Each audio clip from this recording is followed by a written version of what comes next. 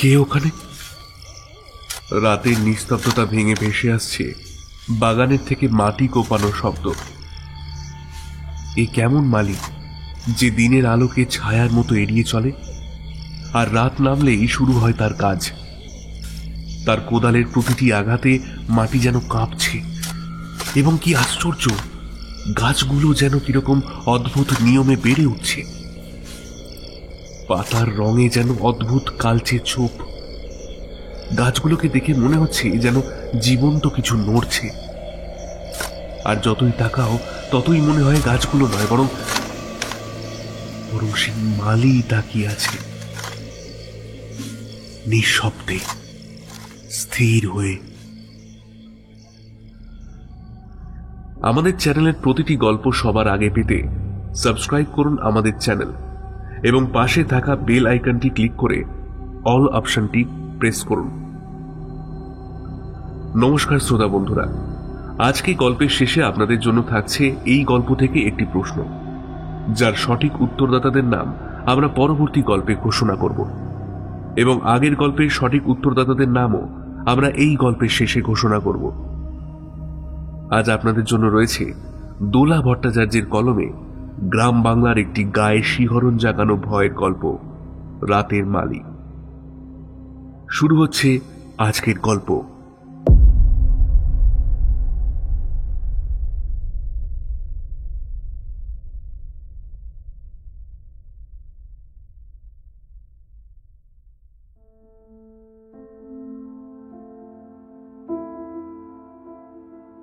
সোনাইদিঘির জমিদার সূর্যনারায়ণ রায়ের দুর্দান্ত প্রতাপে একসময় বাঘে গরুতে এক ঘাটে জল খেত। জমিদারি প্রথা বিলুপ্ত হওয়ার পর সেই প্রতাপ আর রইল না তার। সূর্যনারায়ণের মৃত্যুর পর রায় পরিবারে ভাঙন ধরে। বিশাল 3 মহলা বাড়িটাও ভাগ হয়ে যায় শরিকদের মধ্যে। সূর্যনারায়ণের কনিষ্ঠ পুত্র রুদ্রনারায়ণ সপরিবারে চলে আসেন সুন্দরপুর গ্রামে। এখানেই জমি কিনে দোতলা বাড়ি করে বাস করতে থাকেন। বাড়ির নাম রায়ভিলা।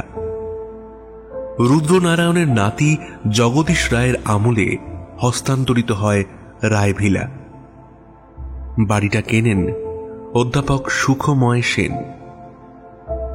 রায়ভিলা নামটা মুছে গিয়ে সেন ভিলায় পরিণত হয়। সুখময় সেন কৃষিবিদ্যার অধ্যাপক। কাগজে রায়ভিলা বিক্রির বিজ্ঞাপন দেখে সুন্দরপুরে আসেন। বাড়ি দেখে পছন্দ হয়, কেনার সিদ্ধান্ত নিয়ে ফেলেন। গৃহিণী সবিতা একটু আপত্তি করেছিলেন। অতখানি জমি, পুকুর সমেত অত বড় বাড়ি, মাত্র 30 লাখ। একটু সন্দেহ হচ্ছে নাকি?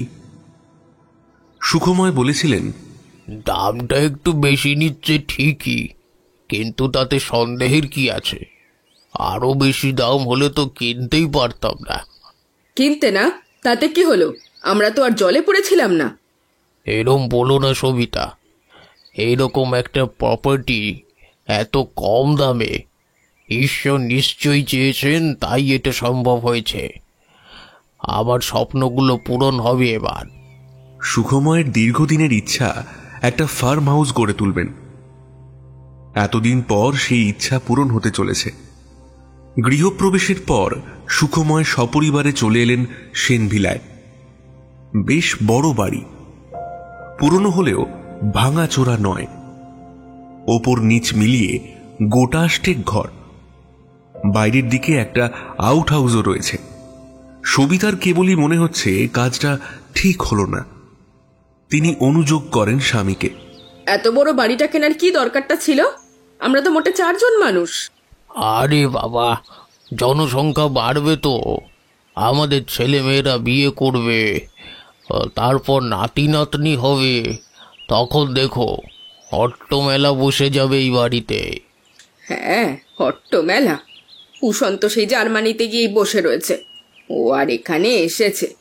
আর সহেলি, সেও তো পা বাড়িয়েই রয়েছে, চাকরি পেয়েছে অন্য রাজ্যে, আর কদিন বাদে তো চলেই যাবে। তোমার আর কি, সারাদিন তো নিজের জগতেই ডুবে থাকো। আমার সমস্যাটা আর বুঝবে কি করে? সন্ধে হলে আমার গাটা যেন কেমন ছমছম করে, ভয় করে আমার। সবিতার কথাগুলোর চট করে কোনো জবাব দিতে পারেন না সুখময়। সুদূর প্রসারী দৃষ্টি ছড়িয়ে দেন সূর্যডুবির মাঠের শেষ প্রান্তে। আকাশের গায়ে তখন সূর্যাস্তের আবির লেগেছে। সবসময়ের কাজের মেয়ে মঞ্জু এসে দাঁড়ালো। বাবু, কে একজন এসেছে, দেখা করতে চাইছে আপনার সাথে। বেশ তো, পাঠিয়ে দেই ঘরে। অন্ধকারটা সবে দানা বাঁধছে ঘরের ভেতর। সবিতা উঠে গেছেন বেশ কিছুক্ষণ আগে। বসার ঘরটায় একাই বসেছিলেন সুখময়। এমন সময় কি যেন ডাকলো। বাবু। নিঃশব্দে কখন যে ঘরে ঢুকেছে সে টের পাননি সুখময়, তাই চমকে উঠলেন। কে? আমি হারান মালি বাবু। ঘরের এক কোণে কেমন জবুথবু হয়ে দাঁড়িয়ে আছে লোকটা। আবছা অন্ধকারে মিশে আছে তার দেহ। উঠে দাঁড়িয়ে আলোটা জ্বালতে যাচ্ছিলেন সুখময়। আলো জ্বালাবেন না বাবু, আমার এই ছানি পড়া চোখে আলো সয় না গো। আচ্ছা ঠিক আছে, বলো কি জন্য এসেছো?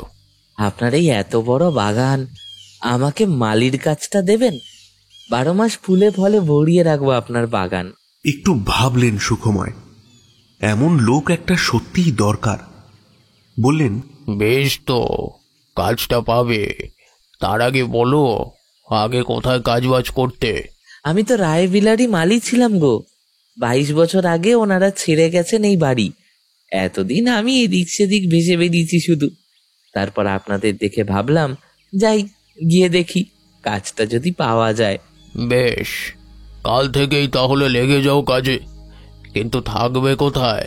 বাগানের শেষে একটা ঘর তুলে দিয়েছিল রায়বাবু, এখনো সেখানেই থাকি। অবাক হলেন সুখময়। বাগানের শেষে কোনো ঘর আছে নাকি? খেয়াল করেননি তো? একটা কথা ছিল বাবু, আমি কিন্তু কাজ করব রাত্রিরে, আলো আমার সহ্য হয় নাই। বেশ, তাই করো। সবটা শুনে ক্ষেপে উঠলেন সবিতা। রাতের বেলার মালি, আলো সহ্য হয় না মানে কি? অফ, সব কিছুর মধ্যে অত মানে খুঁজতে নেই সবিতা। ওর নিশ্চয়ই কোনো সমস্যা আছে। হ্যাঁ, সেই সমস্যাটাই তো জানতে চাইছি। তোমারও তো কৌতূহল থাকলে তুমি ওকে জিজ্ঞেস করে জেনে নাও গে। আমার এত কিছু জানার কোনো দরকার নেই। বেশ, তাই জানবো। কোনো কিছু তো তলিয়ে ভাববে না, বুঝবে। যখন বিপদে পড়বে তখন বুঝবে। গজগজ করতে করতে ঘর থেকে বেরিয়ে গেলেন সবিতা। সহেলি আসছে। সবিতা ভীষণ খুশি। সুখময় স্টেশনে গিয়েছেন মেয়েকে আনতে। দীর্ঘদিন সে হোস্টেলে থাকে। ছুটি ছাটায় কলকাতার ফ্ল্যাটে আসত। আজ প্রথম সুন্দরপুরে পা রাখছে ও। মেয়ের পছন্দের সবকিছু রান্না করেছেন সবিতা।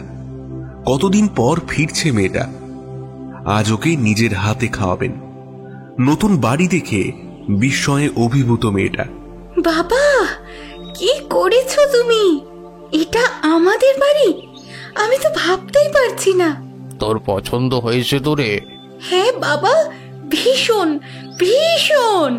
মেয়ের খুশিতে সুখময় আর সবিতাও ভীষণ খুশি। দুপুরে খাওয়ার পর মেয়েকে বাগান দেখাতে নিয়ে চললেন সুখময়। এই কদিনেই বাগানটা বেশ পরিষ্কার করে ফেলেছে হারান। লোকটা বেশ কাজের আছে। মুগ্ধ দৃষ্টিতে চারপাশটা দেখছিল সহেলি। এত বড় বাগান। ঘুরে দেখতে দেখতেই বিকেল গড়িয়ে গেল। গাছপালার আড়ালে কখন এক ফাঁকে টুপ করে ডুবে গেল সূর্যটা। আবছা অন্ধকারে চারপাশটা কেমন রহস্যময় হয়ে উঠেছে। সুখময় বললেন, চল মা, এবার ঘরে ফিরি। বাবু। আচমকা হারানকে সামনে দেখেই চমকে উঠলেন সুখময়। এলো কখন লোকটা? ভয় পেলেন নাকি বাবু? না, ভয় কিসের? আসলে ওই তোমার আশাটা টের পাইনি তো। বড্ড নিঃশব্দ চলন তোমার হারান। হ্যাঁ, আমার শরীরটা বড্ড হালকা কিনা, তাই চলাফেরায় শব্দ হয় না। কথা শেষ করে সহেলির দিকে তাকায় হারান। কি দিদিমণি, আজই এলে বুঝি? হ্যাঁ গো হারান দাদা। দাদা নয় গো মামুনি, আমি যে তোমার বাপের চেয়ে বয়সে বড় আছি। তাহলে কি বলবো? জেঠু, হারান জেঠু? হ্যাঁ হ্যাঁ, তাই বলো তুমি। খুশিতে চোখ দুটো চকচক করে ওঠে লোকটার। অল্প সময়ের মধ্যেই হারানের সঙ্গে ভাব জমে ওঠে সহেলির। সুখময় একাই বাগান থেকে ঘরে ফেরেন। সহেলিকে রায় ভিলার গল্প শোনায় হারান। বুঝলে দিদিমণি, তখন রায়ভিলার মালিক ছিলেন জগদীশ রায়। দোতলা বিরাট বাড়িটায় থাকতেন স্ত্রী পুষ্পবতী আর একমাত্র পুত্র রতনকে নিয়ে। আর একজনও থাকতেন, তিনি হাসি দেবী, জগদীশ রায়ের বাল্য বিধবা দিদি। জগদীশের বাবার আমলের কিছু আশ্রিতাও থাকতেন এ বাড়িতে। দীর্ঘদিন থাকতে থাকতে পরিবারের সদস্যদের মতোই হয়ে গেছিলেন তারা। ঠাকুর, চাকর, মালি এরাও থাকতো আউট হাউসে। রাত হয়ে যাচ্ছে দেখে উঠে পড়ল সহেলি। আজ উঠি হারান জেঠু, কাল কিন্তু বাকিটা শুনবো। মৃদু হাসিতে সম্মতি জানায় হারান।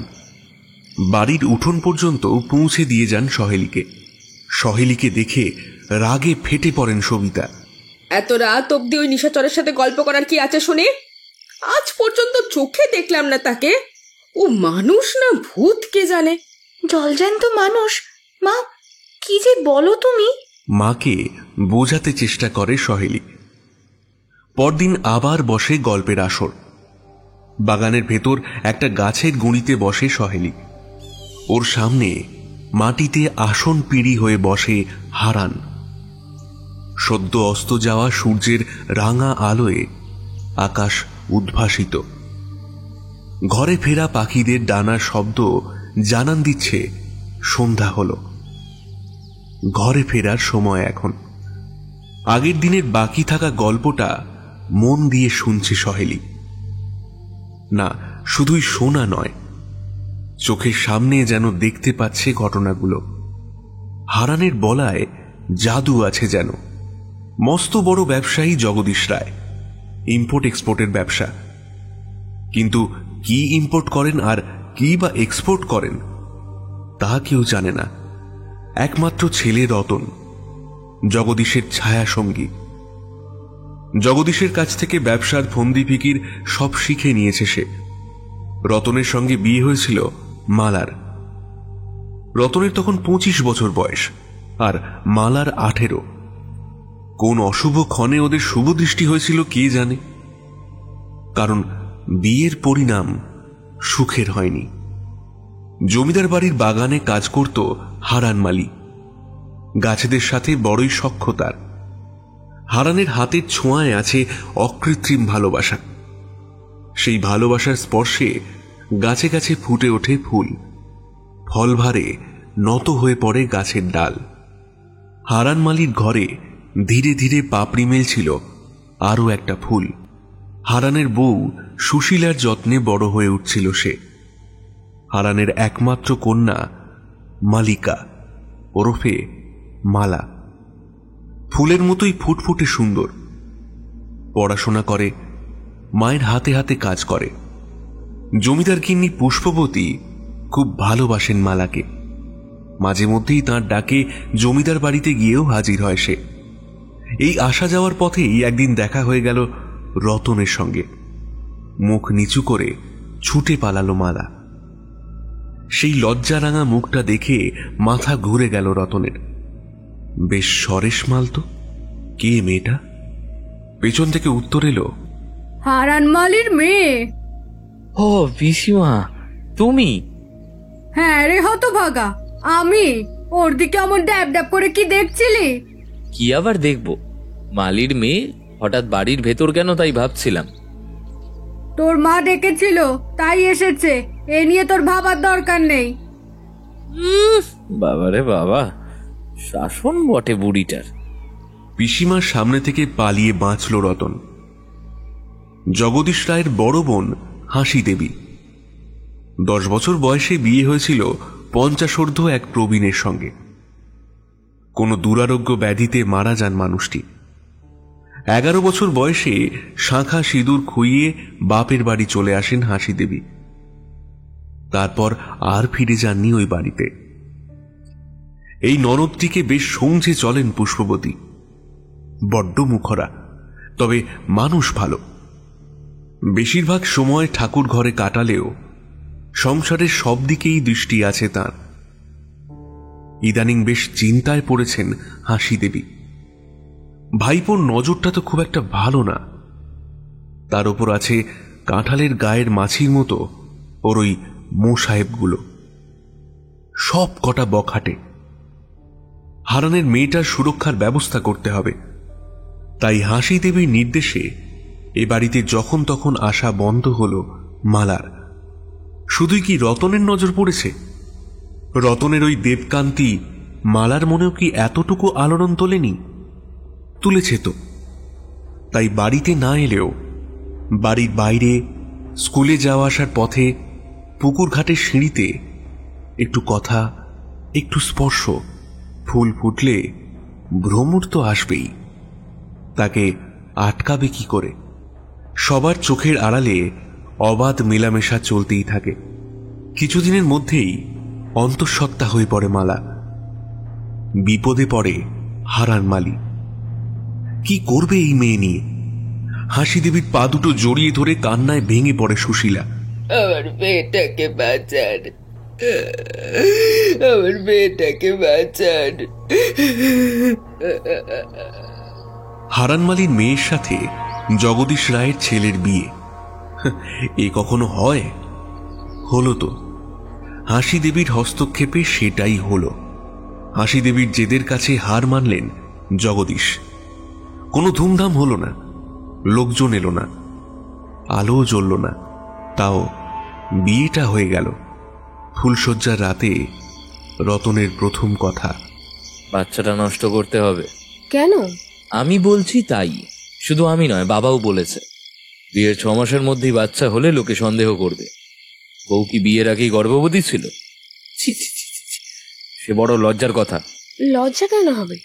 এই যে তোমার আর আমার ভালোবাসার ফসল। রাখো তো ভালোবাসা। আমাকে ফাঁসিয়ে বিয়ে করেছো, যা বলবো শুনতে হবে, না হলে কিন্তু কপালে দুঃখ আছে। হ্যাঁ, রতন নিয়মিত চাপ দিচ্ছে, কিন্তু মালা কিছুতেই বাচ্চা নষ্ট করতে চাইছে না। জ্বলে উঠল অশান্তির আগুন। সেই আগুনে ঝলসে যেতে যেতেও লড়াই করছিল মালা। তারপর পুষ্পবতী আর হাসি দেবী দুজনেই অপেক্ষায় আছেন এক নবাগত অতিথির। কিন্তু সে আর এলো না। তার আগেই নিখোঁজ হয়ে গেল মালা। কোথায় গেল মেয়েটা? এ সংসারে আর ভালো লাগে না, বুঝলি বউ? কেন দিদি? মেয়েটা এসে সংসারে যেন আলো জ্বালিয়ে দিয়েছিল, এখন বাড়িটা কেমন যেন ফাঁকা ফাঁকা লাগে। বিষাদে আচ্ছন্ন প্রতিমা যেন পুষ্পবতী। বড় ননদের কথার উত্তরে বলে ওঠেন, সত্যি দিদি, কোথায় যে গেল মেয়েটা? হারান আর সুশীলের মুখের দিকে তাকানো যায় না। রতনটাও কেমন মুখ শুকিয়ে ঘুরছে।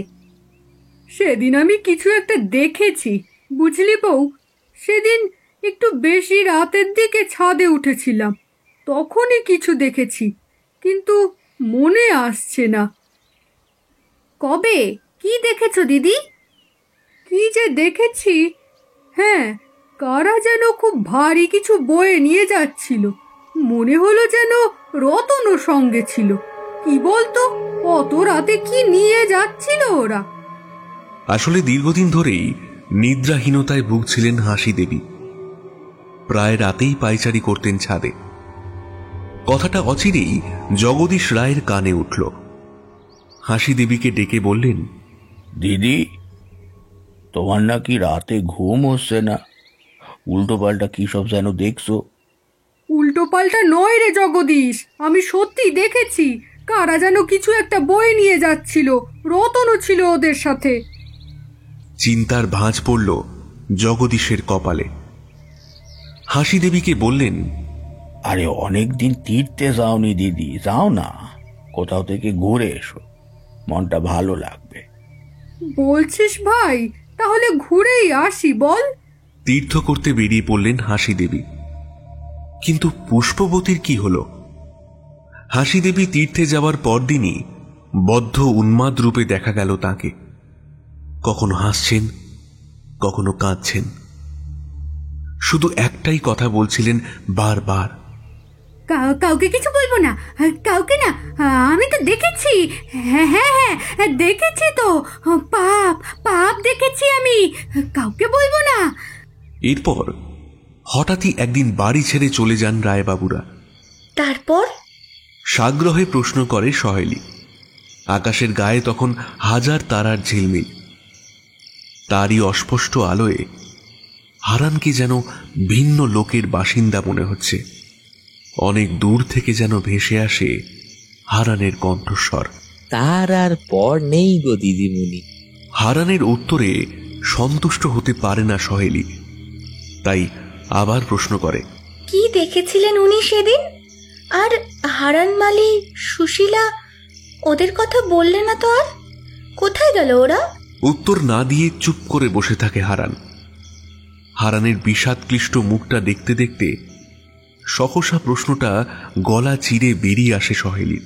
হারান জেঠু, মালা তোমার মেয়ে ছিল? আর একটা কথাও না বলে নীরবে উঠে দাঁড়ায় হারান। মাথা নিচু করে ধীরে ধীরে গাছপালার আড়ালে হারিয়ে যায়। স্তব্ধ হয়ে বসে থাকে সহেলি। গত কয়েকদিন ধরে বেশ জ্বরে ভুগছে সহেলি। জ্বরটা গা থেকে যাচ্ছে না কিছুতেই। স্থানীয় ডাক্তার প্রবোধ বর্ধনকে কল দেয়া হলো। সহেলিকে পরীক্ষা করে কিছু ওষুধ লিখে দিলেন ডক্টর বর্ধন। সবিতাকে আশ্বস্ত করে বললেন, চিন্তা করবেন না মিসেস সেন, 5 দিনের ওষুধ দিলাম, এগুলো খেলেই আপনার মেয়ের জ্বর নেমে যাবে। তবে শরীরে রক্ত একটু কম আছে। 5 দিন কেটে গেলেও জ্বর কমল না সহেলির। মেয়েটা কেমন যেন নেতিয়ে পড়েছে। সুখময়, সবিতা দুজনেই ভীষণ চিন্তিত। ডক্টর বর্ধন এবার কিছু রক্ত পরীক্ষা করতে বললেন। সেদিন মাঝরাতে হঠাৎ সবিতার ঘুম ভেঙে গেল। অবাক হয়ে শুনলেন কার সাথে যেন কথা বলছে মেয়েটা। কি হলো? জ্বরের ঘোরে ভুল বকছে নাকি? রায়বাড়ির কথা, মালা, হাসি ঠাকমা, কি বলছে এসব? তাড়াতাড়ি উঠে আলোটা জ্বাললেন। কি হয়েছে রে মা? কি বলছিস? জ্বরটা বাড়লো নাকি? কপালে হাত রাখলেন সবিতা। হাতে যেন ছ্যাঁকা লাগলো। ওমা, এ তো সাংঘাতিক জ্বর। বাকি রাতটা মেয়ের মাথার কাছে বসে জেগে কাটিয়েছেন সবিতা। মাথা ধুইয়ে দিয়ে পাখার বাতাস করেছেন মাথায়। ভোরের দিকে জ্বরটা ছেড়ে গেল সহেলির। রোজ রাতে হারান দেখতে আসে সহেলিকে। খাটের পাশে দাঁড়িয়ে মাথায় হাত বুলিয়ে দেয়। বেলার দিকে মেয়ের মুখে এই কথা শুনে ভয়ানক চমকে উঠলেন সবিতা। এখন একদমই জ্বর নেই সহেলির। ভুল তো বকছে না। তাহলে বললেন, কই, আমি তো দেখতে পাই না। সে কি, আমরা কেউ তো টের পাই না, অথচ এত রাতেও আসে। এ তো ঠিক নয়, বারণ করতে হবে ওকে, বারণ করতে হবে। সেদিন দিনের বেলায় বাগানের শেষ প্রান্তে গিয়েও হারানের ঘর খুঁজে পেলেন না সুখময়। সন্ধ্যায় আবার একবার গেলেন। ওমা, ওই তো ছোট্ট একটা ছিটে বেড়ার ঘর, দরজায় শিকল তোলা। তার মানে হারান বেরিয়েছে। ফেরার সময় নিশ্চয়ই দেখা হয়ে যাবে। কিন্তু না, দেখা হলো না হারানের সাথে। সবটা শুনে চুপ করে রইলেন সবিতা। কি যেন ভাবছেন। রাতে শোবার সময় বললেন, আজ রাতে সব ঘরের আলো জ্বলবে, কেউ আলো নেভাবে না। তাই হলো। সে রাতে আর জ্বর আসেনি সহেলি। পরদিন সকালে উঠে সবিতা জিজ্ঞেস করলেন, ও সহেলি মা, কাল রাতে কি হারান এসেছিল নাকি? আজ বড় বিষণ্ণ দেখাচ্ছিল সহেলিকে। বলল, কাল হারান জেঠুকে স্বপ্নে দেখেছি। খুব রাগ করছিল জেঠু। বলছিল, আলো জ্বেলেছিস কেন? আলো থাকলে আমি আসবো কি করে তোর কাছে? আজ থেকে আর আলো জ্বেলে রেখো না মা, হারান জেঠুর খুব কষ্ট হয়। আজ সহেলিকে দেখে মনে হলো খুব ভয় পেয়েছে মেয়েটা। সবিতার কথার কোনো উত্তর দিলেন না সুখময়। কিছু একটা চিন্তা করছেন। সবিতা জিজ্ঞেস করলেন, কি ভাবছো? ভাবছি হারানের ঘরটা দিনের বেলায় খুঁজেই পেলাম না, অথচ রাতের বেলায় দেখতে পেলাম। ব্যাপারটা কি বলো তো? কেন, বুঝতে পারছো না? না, বুঝতে চাইছি না। তোমার ওই ভূত তত্ত্বে বিশ্বাস করি না আমি। সুখময়কে বোঝাতে আপ্রাণ চেষ্টা করেন সবিতা। লোকটা যে একটু অদ্ভুত সেটা স্বীকার করো তো। দিনে তাকে দেখা যায় না, এদিকে রাতে চুপি চুপি আসে। এমন কোনো মালি দেখেছো যে রাতে বাগানে কাজ করে? সে ওর চোখে কি সব সমস্যা আছে, আলো সহ্য করতে পারে না তাই।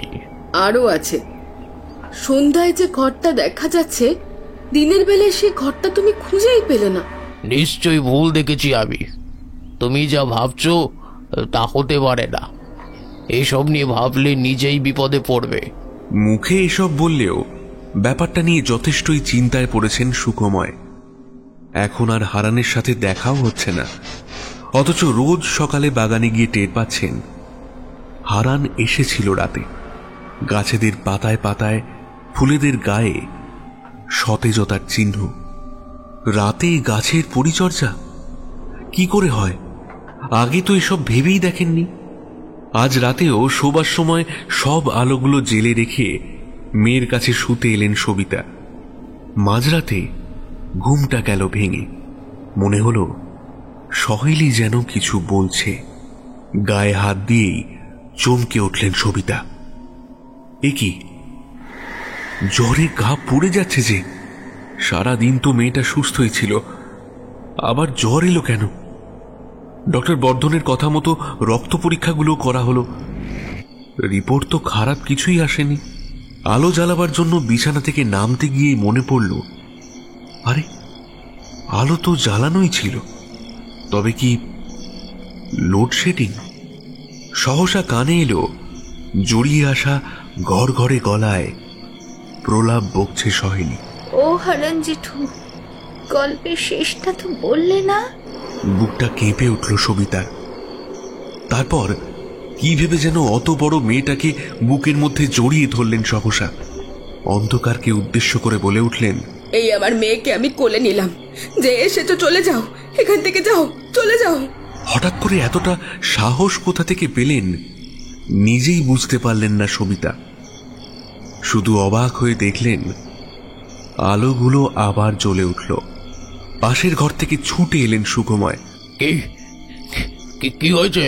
কোলের ওপরে নেতিয়ে পড়া সহেলির দিকে এক দৃষ্টে তাকিয়েছিলেন সবিতা। সুখময়কে দেখে বললেন, ঠাকুর ঘর থেকে একটু ফুল এনে দাও তো, ছুঁয়ে দিই ওর কপালে। ঘরের বাইরে লম্বা করিডোরটার শেষে একটা ঘর, সিঁড়ির ঘর এটা। ঘরে ঢুকে আলো জ্বাললেন সুখময়। 100 পাওয়ারের বাল্ব, যথেষ্টই জোরালো, অথচ এখন খুব কমজোরি হয়ে জ্বলছে। ভোল্টেজ ড্রপ করছে বোধহয়। ঘরের শেষে ঠাকুর ঘর, সেদিকেই এগোলেন সুখময়। আচমকা কোথা থেকে একটা বেড়াল ডেকে উঠল যেন, আর তখনই সিঁড়ির তলার দেওয়ালের দিকে নজর পড়ল। সিঁড়ির নিচটা সাধারণত ফাঁকা থাকে, এখানে কিন্তু ভরাট। নিরেট একটা দেওয়াল রয়েছে। যার কাছ থেকে বাড়িটা কিনেছিলেন সে অবশ্য বলেছিল, এখানে একটা স্টোর রুম ছিল, কোনো কারণে সেই ঘর বন্ধ করে দিয়ে সামনে ইটের দেওয়াল তুলে দেওয়া হয়েছিল। সেই দেওয়ালে এখন একটা ছায়া ফুটে উঠেছে। ছায়াটা কোনো নারীর।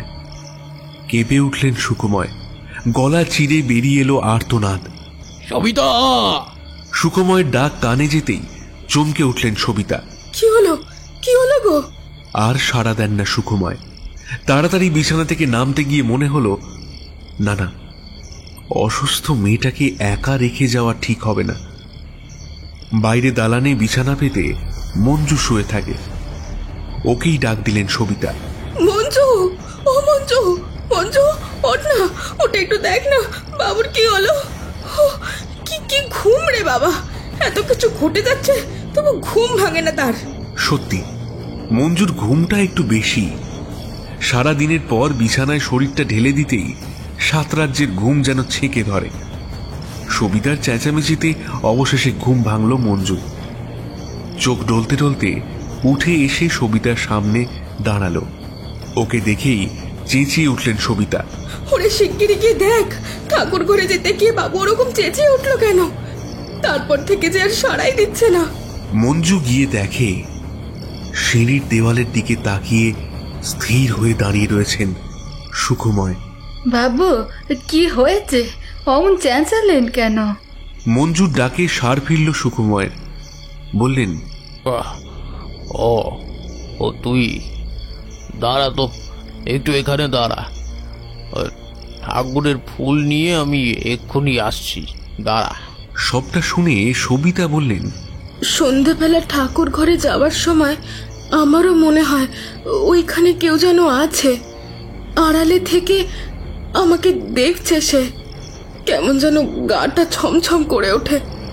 আর একটা বিড়ালের ডাক আমিও শুনেছি, রাতের দিকে মাঝে মধ্যে শোনা যায়, কিন্তু চোখে তাকে দেখিনি আজও। খুবই অদ্ভুত ব্যাপার। হ্যাঁ গো, তোমার ভাবনাটা বোধহয় ঠিকই ছিল। বুঝলে সবিতা, আমি ভুল করেছি। আমার কর্মবল মেয়েটা ভোগ করছে। কলকাতায় ফ্ল্যাটে ফিরে যাই চলো। আমার ফার্ম হাউসের স্বপ্ন আর সফল হবে না। আসলে লোভে পড়ে গিয়েছিলাম তো। এত সুন্দর বাগান, পুকুর সমেত বাড়ি, এত কম দামে পাচ্ছি ভেবে। হতাশায় ভেঙে পড়া সুখময়কে দেখতে দেখতে কি যেন ভাবছিলেন সবিতা। হঠাৎ বলে উঠলেন, আমি এর শেষ দেখে ছাড়ব। এইসব ঘটনা নিশ্চয়ই এ বাড়ির কোনো পূর্ব মালিকদের গোপন কোনো পাপের ফল। সে ফল আমরা কেন ভোগ করব? কোথাও যাব না আমরা। তোমার স্বপ্ন পূরণ হবে। আমি আজ শ্রীমন্তকে ডেকে পাঠাচ্ছি। ও এলে কিছু একটা করবেই, দেখো। শুধু বলো তোমার মত আছে কিনা। বেশ তো, আসুক শ্রীমন্ত, দেখো কোনো সুরাহা হয় কিনা। সুখময় কোনোদিন এইসব ভূত প্রেত তন্ত্র মন্ত্রে বিশ্বাসই করেননি, কিন্তু গতকাল রাতে যা দেখেছেন তাতে বিশ্বাস না করে উপায় বা কি?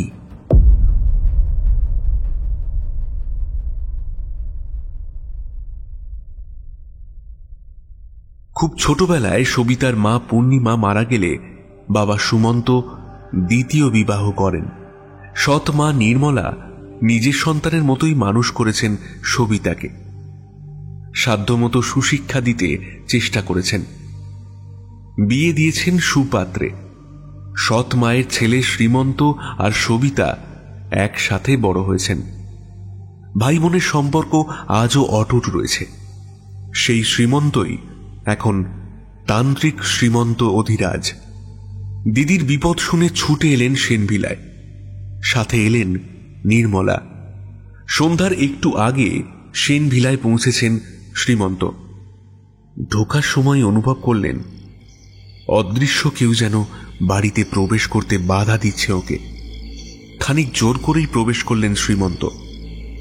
মনে হচ্ছিল প্রবেশ পথটার ওপর কেউ যেন ভাঙা কাঁচের টুকরো ছড়িয়ে রেখেছে।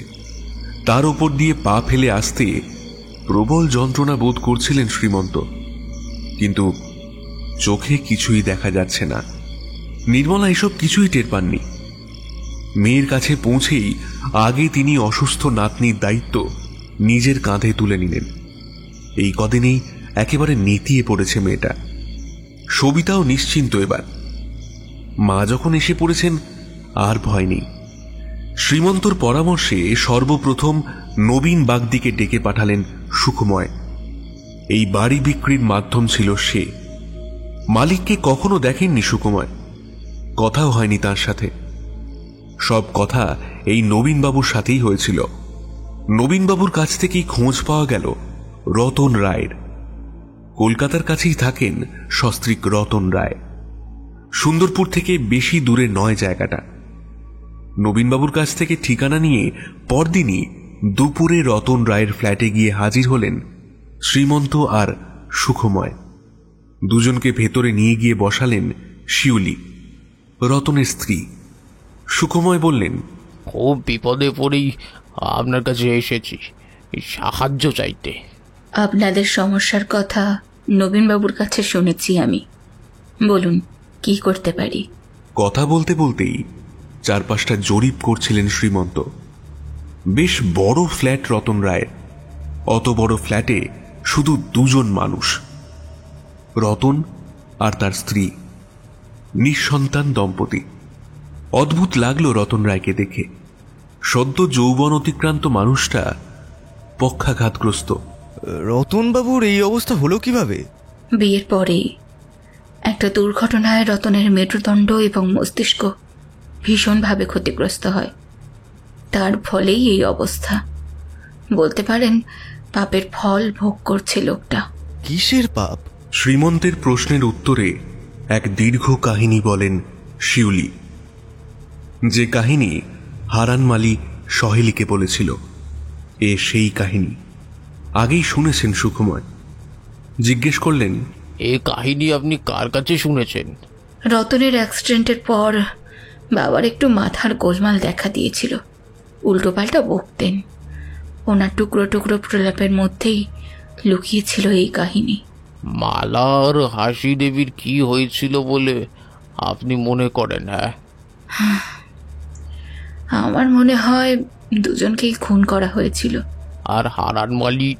মালা হারিয়ে যাওয়ার পর হারান আর সুশীলাকেও খুঁজে পাওয়া যায়নি। আচ্ছা, একটা কথা জিজ্ঞাসা করি। জগদীশ রায় তো রায়ভিলা ছেড়ে অনেকদিন আগেই চলে এসেছিলেন। এবারই এতদিন পড়েই ছিল, এত বছর পরে বিক্রি করা হলো কেন? রতনের অ্যাক্সিডেন্টের পরে শ্বশুরমশাই আমার হাত দুটো ধরে বলেছিলেন, রায়ভিলা আমি তোমার নামেই লিখে দেব বৌমা। অর্থাভাব তোমাকে স্পর্শ করবে না কোনোদিন। তুমি শুধু আমার ছেলেটাকে ছেড়ে যেও না। যাইনি, তবে কলসির জল গড়িয়ে খেতে খেতে একটা সময় তলানিতে এসে ঠেকে। বুঝতেই পারছেন, এই মানুষটার চিকিৎসার জন্য অনেক টাকার প্রয়োজন। আমাকেও তো খেয়ে পড়ে বাঁচতে হবে। তাই বাড়িটা বিক্রি করার সিদ্ধান্ত নিই। আজ উঠি, তবে একটা অনুরোধ আছে। আপনি একবার আসুন সেনভিলায়, পারলে কালই। বুঝতে পারছি রতনবাবুকে নিয়ে সমস্যা হবে, আপনি ওনাকে নিয়েই আসুন আমাদের ওখানে, কোনো অসুবিধা হবে না। ঘাড় নেড়ে সম্মতি দেন শিউলি। সিঁড়ির ঘরের আলোটা আজ জ্বলছে না, তাই একটা মোমবাতি জ্বালিয়ে নিয়ে ঠাকুর ঘরে যাচ্ছিলেন সবিতা। সন্ধ্যা হয়ে গেছে, আরতি দিতে হবে ঠাকুরকে। সিঁড়ির কাছে আসতেই সেই বিড়ালটা ডেকে উঠল কোথা থেকে। ঠিক তখনই চোখ পড়ল সিঁড়ির নিচে। নীরের দেওয়ালটার গায়ে ছায়া পড়েছে সবিতার। চারিদিক বন্ধ ঘরের মধ্যে কোনো গোপন রন্ধ্র থেকে ধেয়ে আসা বাতাস লেগে কেঁপে উঠল মোমবাতির শিখা। দেওয়ালের গায়ে দুলে উঠল ছায়াটাও। এক দৃষ্টে সেদিকেই তাকিয়েছিলেন সবিতা। এ কি, এই ছায়া যে অন্য কারোর। আশেপাশে তাকিয়ে দেখলেন, কই, কেউ তো নেই। অথচ মনে হচ্ছে যেন কেউ রয়েছে। তার নিঃশ্বাসের শব্দ শোনা যাচ্ছে। গলা ফাটিয়ে চিৎকার করে উঠলেন সবিতা। কে কে কে এসেছে? গলা দিয়ে কোনো স্বর বেরোল না। প্রবল ঠান্ডায় অবশ হয়ে আসছে সারা শরীর। দুটো পা যেন মাটির সাথে গেঁথে দিয়েছে কেউ। হাত থেকে পড়ে গিয়ে সহসা নিভে গেল মোমবাতিটা। এক রাশ অন্ধকার ঝাঁপিয়ে পড়ল মুহূর্তের মধ্যে। মেঝের ওপরে বসে পড়লেন সবিতা। তবে কি অজ্ঞান হয়ে যাচ্ছেন সবিতা? না না, এত ভীতু তিনি তো নন। দেওয়ালের গায়ে সেই মূর্তি তখন আরো স্পষ্ট হয়ে ফুটে উঠেছে। অবাক হয়ে দেখছেন সবিতা। সাদা থান পরিহিতা এক বৃদ্ধা নারী বসে রয়েছেন, হাতে তার জপের মালা। মাথা থেকে গড়িয়ে পড়ছে রক্তের ধারা। সাদা কাপড় জুড়ে রক্তের ছোপ। বন্ধ দুচোখের কোল বেয়ে গড়িয়ে পড়ছে জল। ঘন অন্ধকারের মধ্যেও স্পষ্ট দেখা যাচ্ছে তাকে। বাকরুদ্ধ সবিতা। এও কি সম্ভব? জ্ঞান ফিরতে নিজেকে সকলের মধ্যে আবিষ্কার করলেন সবিতা। ধীরে ধীরে সবকিছুই মনে পড়ে গেল। কি ভয়ঙ্কর দৃশ্য! শ্রীমন্ত জিজ্ঞেস করলেন, কি হয়েছে রে দিদি? কি দেখে এত ভয় পেলি? চট করে কিছু বলতে পারলেন না সবিতা। শুধু ঠোঁট দুটো কেঁপে উঠল থরথর করে। নির্মলা বললেন, এখনই কিছু বলতে হবে না রে মা, আগে নিজেকে একটু সামলে নে, তারপর ধীরে সুস্থে বলিস না হয়। না না, দাঁড়াও, জানা দরকার কি দেখে এত ভয় পেল ও। হ্যাঁ সবিতা, বলো কি দেখেছো? ভয় পেও না, আমরা আছি তো। সবিতার কাছ থেকে সবটা শুনে শ্রীমন্ত বললেন, ওই সিঁড়ির নিচের ঘরে কিছু আছে, দেখতে হবে ব্যাপারটা। তার আগে হারানমালির ঘরটা দেখে আসি। চলুন জামাইবাবু। আকাশে আজ মেঘ করেছে, মাঝে মাঝে ঝলসে উঠছে বিদ্যুতের রেখা। নরম মাটি মারিয়ে এগিয়ে চলেছেন দুজনে। ঝরা পাতার উপর পা পড়ে দীর্ঘশ্বাসের মতো শব্দ উঠছে। বাগানের একদম শেষ প্রান্তে দাঁড়িয়ে রয়েছে একটা ছিটে বেড়ার ঘর। এটাই হারান মালির ঘর। বাইরে থেকে শিকল তোলা, আবছা অন্ধকারে মিশে দাঁড়িয়ে রয়েছে ঘরটা। দিনের বেলা এসে বারবার খুঁজেও ঘরটা দেখতে পাননি সুকুময়। সকালে রতন রায়ের বাড়ি যাবার আগে শ্রীমন্ত নিজেও একবার এসেছিলেন এখানে। ঘরটার হদিশ পাননি। তীব্র দৃষ্টিতে ঘরটার দিকে তাকিয়েছিলেন শ্রীমন্ত। ঈষৎ কম্পিত স্বরে সুকুময় বললেন, ওটা ওটা ঘর না ছায়া? কি বুঝছো শ্রীমন্ত? এটা অতীতের একটা টুকরো, যাকে বর্তমান সবসময় ধরে রাখতে পারে না। এর মধ্যেই এখন ঢুকতে হবে আমাদের। আপনি আপনি রেডি তো? হ্যাঁ, চলো চলো চলো। আপনি ভয় পাচ্ছেন জামাইবাবু? ভয় পেলে কিন্তু বিপদ। ওই অতীতের মধ্যেই বিলীন হয়ে যেতে হবে, মনে রাখবেন। আসুন, হাতটা ধরুন আমার, ভুলেও হাত ছাড়বেন না কিন্তু। শক্ত করে সুখময়ের হাতটা ধরে ঘরের দাওয়ায় উঠে দাঁড়ালেন শ্রীমন্ত। এদিক ওদিক তাকিয়ে খুলে ফেললেন দরজার শিকল। অনেক দিনের বন্ধ দরজা। বেশ কয়েকবার ধাক্কাধাক্কির পর খুলে গেল। ক্যাচ করে শব্দ হলো একটা। বাইরে থেকেই ঘরের ভেতর উঁকি মেরে দেখতে চেষ্টা করলেন শ্রীমন্ত। ঘন অন্ধকারের মধ্যে কিছুই দেখা গেল না প্রথমটায়। ভ্যাপসা একটা গন্ধ নাকে এসে ঝাপটা মারল শুধু। বাইরেই কিছুক্ষণ অপেক্ষা করে ভেতরে ঢুকলেন দুজনে। দুজনের হাতেই জ্বলে উঠল পেন্সিল টর্চ। শীর্ণ অথচ জোরালো দুটো আলোর রেখা জমাট বাঁধা অন্ধকারকে স্থানে স্থানে বিদ্ধ করতে লাগল। শালা এবং ভগ্নিপতি খুঁজে দেখছেন 21 বছর আগের কোনো স্মৃতির টুকরো অতীতের এই ঘরে খুঁজে পাওয়া যায় কিনা। টর্চ দুটো জ্বলতে জ্বলতে হঠাৎ নিভে গেল। কি ব্যাটারি শেষ নাকি? অন্ধকারের মধ্যে দুজনেই দাঁড়িয়ে নিশ্চুপ। কি করবেন ভেবে পাচ্ছেন না। বাইরে মনে হচ্ছে কারা যেন চলাফেরা করছে। মচমচ শব্দ হচ্ছে। না, বাইরে তো নয়, মনে হচ্ছে যেন ঘরের ভেতর থেকেই আসছে শব্দটা। অন্ধকারে চোখ সয়ে গেছে এতক্ষণে। এদিক ওদিক তাকাতে তাকাতে প্রথম শ্রীমন্তর চোখেই পড়ল জিনিসটা। ঘরের দক্ষিণ পশ্চিম কোণে কিছু একটা দেখা যাচ্ছে। মানুষের মতোই দুটো অবয়ব যেন গুঁড়ি মেরে বসে আছে শিকার ধরার ভঙ্গিতে। অগ্নিগোলকের মতো দুই জোড়া চোখ এক দৃষ্টে তাকিয়ে রয়েছে এদিকেই। কি ভয়ঙ্কর! গলায় ঝোলানো রুদ্রাক্ষের মালাটা ডান হাতের মুঠোয় ধরে সুখময়ের হাত শক্ত করে ধরলেন শ্রীমন্ত। ভয় পাবেন না জামাইবাবু, আমি আছি, ভয় নেই। শ্রীমন্তর কথা শেষ হবার সঙ্গে সঙ্গেই এক পৈশাচিক হাসির শব্দে থরথরিয়ে কেঁপে উঠল হারান মালির ঘর। যেন ভূমিকম্প হচ্ছে। এক লাফে ঘর থেকে বেরিয়ে এলেন দুজনেই। বাইরে তখন প্রবল ঝড় উঠেছে। দুজনের চোখের সামনে ঝড়ের আঘাতে টুকরো টুকরো হয়ে উড়ে গেল হারান মালির ঘর। সেই দেখে পেছন ফিরে ছুটতে শুরু করলেন সুখময় আর শ্রীমন্ত। ছুটতে ছুটতে এক সময় বাড়ির সামনে এসে বললেন। সেই রাতে সহেলির স্বপ্নে হারান মালি ফিরে এলো আবার। ও দিদিমণি, গল্পটা শুনবে না? ঘুমের মধ্যেই ধরফর করে বিছানায় উঠে বসে সহেলি। হ্যাঁ বলো।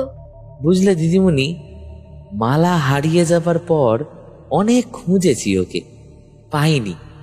তারপর একদিন ভোর রাতের স্বপ্নে সে দেখা দিল আমাদের। বলল, বাবা, ওরা আমাকে ওই পুকুরের তলায় আটকে রেখেছে, খুব কষ্ট ওখানে, তোমরা উদ্ধার করে নিয়ে যাও আমায়। এদিকে রায়বাবুরা চাপ দিচ্ছিল এখান থেকে চলে যাবার জন্য। কোথায় যেতাম বলো দেখি? যাবার তো কোনো জায়গা ছিল না আমাদের। একমাত্র মেয়েটাকেও ওরা মেরে ফেলল। তাই এক রাতে নিজেদের ঘরের মধ্যেই কীটনাশক খেলাম আমি আর মালার মা। ভেবেছিলাম পরপারে গিয়ে মেয়েটাকে নিয়ে একসঙ্গে সুখে থাকবো। তার হলো কই, ঘর থেকেই বেরোতে পারলাম নি। এখনো ওই ঘরেই আমরা আছি। মালার সাথে দেখাই হয়নি গো। আমাদের মুক্তি দিতে পারবে গো দিদিমণি? পারলে দিও, খুব কষ্টে আছি গো, খুব। সকালে জলখাবারের পর্ব মিটলে শ্রীমন্ত বললেন, আজ মধ্যরাতে এক যজ্ঞের আয়োজন করেছি আমি। অতীতকে খুঁজতে এই যজ্ঞের আয়োজন। দোতলার শেষ প্রান্তে একদম ছাদের দিকে যে ঘর, সেই ঘরেই যজ্ঞটা হবে। আমি এখন বেরোচ্ছি, যজ্ঞের জিনিসপত্র জোগাড় করে আনি। শ্রীমন্ত বেরিয়ে যাবার পরেই ঢুকলেন শিউলি। স্বামীর হুইল চেয়ার ঠেলতে ঠেলতে উঠোন পেরিয়ে ঘরের দরজার সামনে এসে দাঁড়ালেন। রায় পরিবারের প্রাচীন বৈভবের সাক্ষী এই বাড়ি আজই প্রথম দেখলেন শিউলি। যদিও এই বাড়ি আজ আর রায়দের নেই, কি এমন পাপ তারা লুকিয়ে রেখেছিলেন এই বাড়ির পাঁজরের ভেতর, যার ফলে রায় বংশের ধারা আজ অবলুপ্তির পথে। তারই হদিশ পেতে আজ এখানে আসা। মধ্যরাত উত্তীর্ণ প্রায়। দোতলায় ছাদের ঘরের দিকে শুরু হয়েছে মহাযজ্ঞ। সমস্ত উপাচার সাজিয়ে বসেছেন শ্রীমন্ত। ঘরের কোনায় কোনায় অন্ধকার ঘাপটি মেরে রয়েছে। মনে হচ্ছে কারা যেন লুকিয়ে বসে রয়েছে সেখানে। শ্রীমন্তর ওপর নজর রাখছে তারা। চোখে তাদের দেখা যায় না, শুধু অনুভব করা যায়। অনুভব করেছেন শ্রীমন্ত। না, ভয় নয়, এই কাজে ভয় পেলেই সর্বনাশ।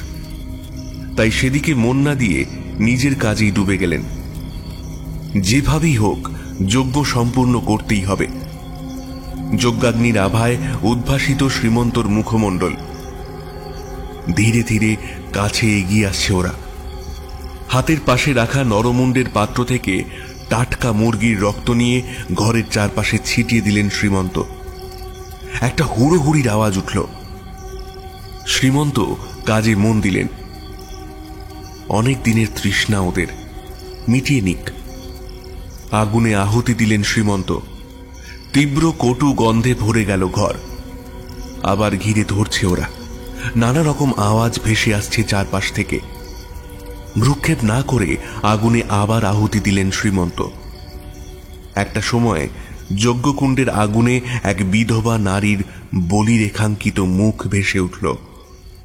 কয়েক সেকেন্ড মাত্র সরে গেল সেই মূর্তি। ফুটে উঠল কিছু ছবি। শেষ বিকেলের রাঙা আলোয় মাখা নির্জন একটা রাস্তা ধরে ছুটে চলেছে ঘোড়ার গাড়ি। ভেতরে সেই বৃদ্ধা, হাতে জপের মালা, দুচোখ বন্ধ। সহসা কারা যেন পথ আটকে দাঁড়ালো। গাড়োয়ানকে গাড়ি ঘোরাতে বলছে। বিনা বাক্যব্যয়ে গাড়ি ঘুরিয়ে নিল গাড়োয়ান। বাধা দিতে চেয়েছিলেন বৃদ্ধা। বাঁশ দিয়ে মেরে ওনার মাথা ফাটিয়ে দেওয়া হলো। মূর্ছিত হয়ে পড়লেন তিনি। রাতের অন্ধকারে সেই গাড়ি প্রবেশ করল রায় ভিলার চৌহদ্দিতে। বৃদ্ধাকে বয়ে নিয়ে আসা হলো সিঁড়ির নিচে ওই স্টোর রুমের সামনে। আহত অচৈতন্য মানুষটাকে ঘরের ভেতরে রেখে বন্ধ করে দেওয়া হলো দরজা। দরজা বন্ধ করার সময় একটা বিড়াল কোথা থেকে এসে হঠাৎ ঝাঁপিয়ে পড়ল ঘরের মধ্যে। বেরোবার সুযোগ আর পেল না। দরজার সামনে একটা পার্টিশন তুলে দেওয়া হলো। মিলিয়ে গেল ছবি। স্তম্ভিত হওয়ার সময় নেই শ্রীমন্তর। এখনো আরো কিছু জানতে হবে। যজ্ঞের আগুনে আবার আহুতি দিলেন শ্রীমন্ত। ফুটে ওঠে আরো এক ছবি। একজন পুরুষ আর একজন নারী। বিষাদ ক্লিষ্ট মুখ, চেহারায় দারিদ্র্যের ছাপ স্পষ্ট। ছবি মিলিয়ে গেল, ফুটে উঠল আর এক ছবি, একটা ঘর। ঘরটা চেনা চেনা লাগছে। এটা তো নিচের বসার ঘরটা। আরাম কেদারায় একজন বসে, মুখের আদলে রতনবাবুর ছাপ স্পষ্ট। খুব উত্তেজিত ভঙ্গিতে বলছেন, ওরে, ওদের চলে যেতে বলেছিলাম, মরতে তো বলিনি। শেষে শেষে বিষ খেয়ে মরলো বেটারা। এবার এবার পুলিশই ঝামেলায় না ফেসে যায়। সরিয়ে ফেল ওদের। ওই ঘরের মাটি ঘুরে পুঁতে ফেল লাশ দুটোকে। সবাই জানুক ওরা ওরা চলে গেছে কোথাও। মিলিয়ে গেল ছবি। হারান মালির আত্মা ওই ঘর থেকে বেরোতে পারেনি আজও। আর মালা হাজার আহ্বানেও সাড়া দিল না সে। ধীরে ধীরে নিভে এলো যজ্ঞের আগুন। আকাশে তখন রঙের ছোপ লেগেছে। নিচে কয়েকজন মানুষ চরম উৎকণ্ঠায় প্রহর গুনছেন। দেখতে দেখতে ভোর হয়ে এলো। ঘুমহীন একটা রাত কেটে গেল সকলের। ভোরবেলায় ক্লান্ত বিধ্বস্ত শরীরে নিচে নেমে এলেন শ্রীমন্ত। ছুটে এলেন সবিতা। কি হয়েছে রে ভাই? যজ্ঞ শেষ হলো? কিছু পেলি খুঁজে? পেয়েছি দিদি, পেয়েছি, সব বলবো। আগে এক গ্লাস জল দে তো। ঘরের সকলে এই মুহূর্তে শ্রীমন্তর দিকে তাকিয়ে বসে রয়েছেন। জল খেয়ে শ্রীমন্ত গত রাতের অভিজ্ঞতা বর্ণনা করলেন সকলের সামনে। বিস্ময়ের অভিঘাতে বাকরুদ্ধ সকলে। শ্রীমন্ত কি সত্য বলছেন? এমনও হয়? সকলকে নিশ্চুপ দেখে শ্রীমন্ত বললেন, আমি বুঝতে পারছি আপনাদের মনে প্রশ্ন জেগেছে। দেখুন, আমাদের জীবন জুড়ে কত কথা, সুখ দুঃখ, ব্যথা বেদনার সমারোহ। সবকিছু ফেলে বর্তমানের দিকে এগিয়ে চলি আমরা। অতীতের কথা মনে থাকলেও তাকে ফিরে দেখা যায় না। আমাদের মতো কিছু মানুষ কঠিন সাধনা করে, সেসব ফিরে দেখার ক্ষমতা আয়ত্ত করে। আমি সত্যি বলছি কিনা সেটা প্রমাণ করে দেব। সেজন্য সিঁড়ির নিচের দেওয়ালটা ভাঙতে হবে। পুকুরের নিচ থেকেও কিছু পাওয়া যাবে মনে হয়। আর হারানের ঘরটা যেখানে ছিল সেখানটাও ঘুরতে হবে। সবকিছু পরিষ্কার হয়ে যাক আজ। বড় বড় পাম্পের সাহায্যে পুকুরের জল সেচে ফেলা হচ্ছে। আর একজন মানুষ বাড়ির ভেতরে সিঁড়ির নিচটা পরীক্ষা করছে। সুখময়ের বন্ধু মিস্টার মনীষ সেন, পেশায় সিভিল ইঞ্জিনিয়ার। সুখময়ের ডাকে এখানে এসেছেন তিনি।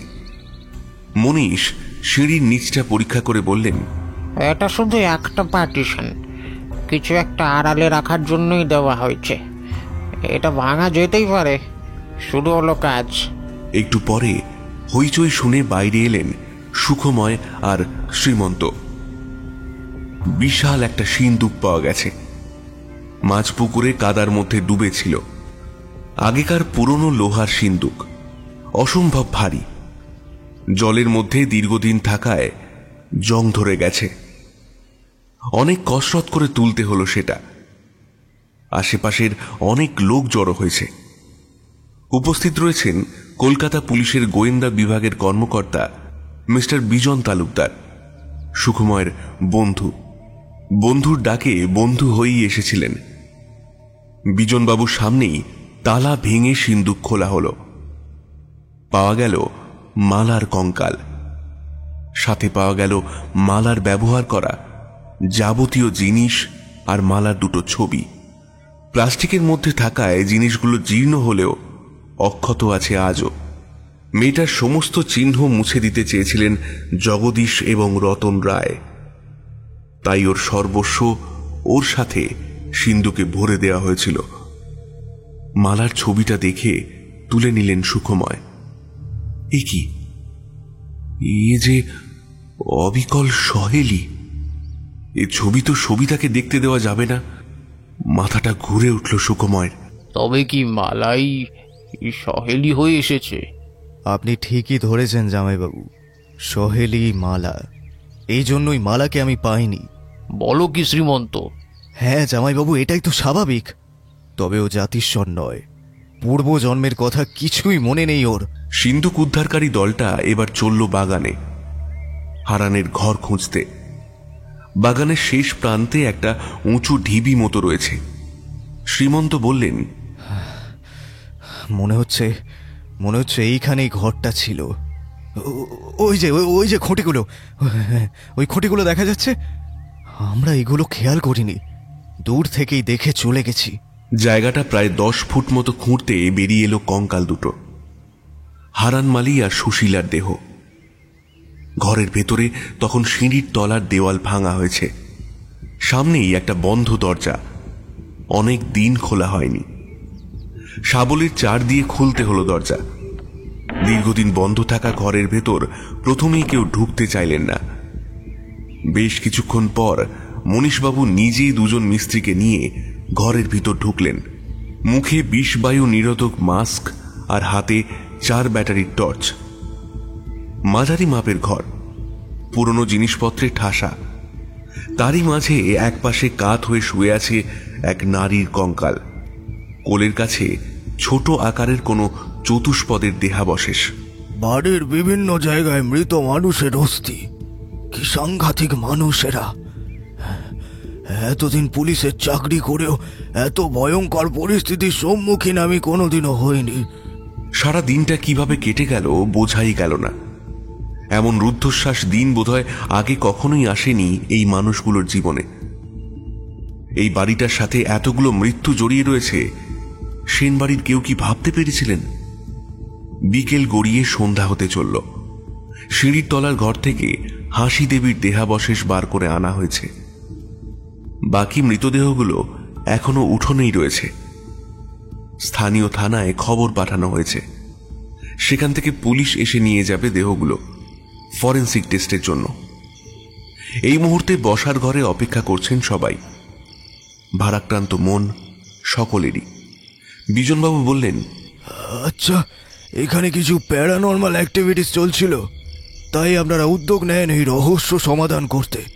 সবই বুঝলাম, কিন্তু এই মানুষগুলোর মৃত্যুর কারণ কি ছিল সেটা তো ক্লিয়ার হলো না। যজ্ঞের আগুনে ফুটে ওঠা ছবি কথা আইনি স্বীকৃতি পাবে না, তাই চুপ করে রইলেন শ্রীমন্ত। উত্তর দিলেন সুখময়, ব্যাপার আর কি, জমিদারি অত্যাচার। বাবা ছেলে মিলে এত পাপ করেছে, বাবা তো চলেই গিয়েছেন, রয়ে গিয়েছে ওই রতন রায়। ওর কোনো শাস্তি হবে না? উনি তো শাস্তি পেয়েই তো বসে আছেন। বিজনবাবুর কথা শেষ হবার আগেই সারা বাড়িটা অন্ধকারে ডুবে গেল। কি হলো? লোডশেডিং? আর শিগগিরই কি আলো নিয়ে এসো, বলে উঠলেন সুখময়। অন্ধকারের মধ্যেই উঠতে যাচ্ছিলেন সবিতা। আচমকা কেউ যেন আর্তনাদ করে উঠল, রক্ত জল করা সেই মরণ আর্তনাদ। ঘরের মধ্যে অতগুলো মানুষ আতঙ্কে যেন জমে গেল। কি হলো? আর্তনাদ যেমন উঠেছিল কয়েক মুহূর্তের মধ্যে থেমেও গেল। সহসা আলোগুলো জ্বলে উঠতে দেখা গেল হুইল চেয়ারেই এলিয়ে পড়ে রয়েছেন রতন রায়। ঘাড়টা ধরে কেউ যেন উল্টো দিকে ঘুরিয়ে মুচড়ে দিয়েছে। মানুষটার শরীরে প্রাণ নেই। মৃদু স্বরে বললেন শ্রীমন্ত, প্রতিশোধ নিয়ে গেল কেউ এসে, কিন্তু কে এসে? হারান মালি? নিরুত্তর সকলে। এরপর কেটে গেছে বেশ কয়েকটা বছর। রতন রায়ের খুনিকে ধরা যায়নি আজও। তবে সেনভিলা এখন জমজমাট, হাসিতে খুশিতে পরিপূর্ণ। পুষণ ফিরে এসেছে সেনভিলায় সস্ত্রীক। সহেলিও কলকাতার কাছাকাছিই আছে। সুখময়ের স্বপ্ন সফল হতে চলেছে। গড়ে উঠছে মালিকা ফার্ম হাউস। যে মেয়েটা ভালোবাসার বিনিময়ে অমন কঠিন একটা মৃত্যু উপহার পেল, তার নামটা অন্তত এইভাবেই বেঁচে থাক।